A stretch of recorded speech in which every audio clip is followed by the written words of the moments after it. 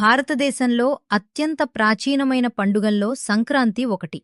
వ్యవసాయానికి, ప్రకృతికి, రైతు శ్రమకు కృతజ్ఞత తెలుపుతూ జరుపుకునే పండుగగా సంక్రాంతి ప్రత్యేక గుర్తింపు పొందింది.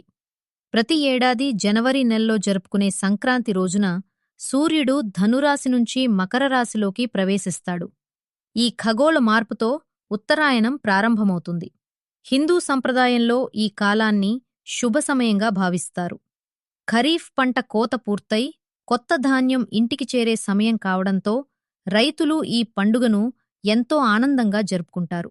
తమ కష్టానికి ఫలితం దక్కిన వేళ సూర్యభగవానునికి పూజలు చేసి కృతజ్ఞతలు తెలుపుతారు. సంక్రాంతి పండుగను 3 రోజులపాటు జరుపుకుంటారు. మొదటి రోజు భోగి, పాతవాటిని వదిలి కొత్త జీవితానికి సంకేతంగా అగ్నికి ఆహుతులిస్తారు. రెండవ రోజు పెద్ద పండుగ, సూర్యారాధన, దానధర్మాలు, కుటుంబ సమాగమాలు జరుగుతాయి. మూడవ రోజు కనుమ, వ్యవసాయానికి తోడ్పడే పశువులను అలంకరించి పూజిస్తారు. గ్రామాల్లో ఇళ్ల ముందు రంగురంగుల ముగ్గులు, గొబ్బెమ్మలు, గాలిపటాలతో పండుగ వాతావరణం నెలకొంటుంది. బంధువులు, స్నేహితులు కలిసి ఆనందాన్ని పంచుకుంటారు. సంక్రాంతి పండుగ మనకు ప్రకృతితో సహజీవనం, శ్రమకు గౌరవం, పంచుకోవడం వంటి విలువలను గుర్తుచేస్తుంది.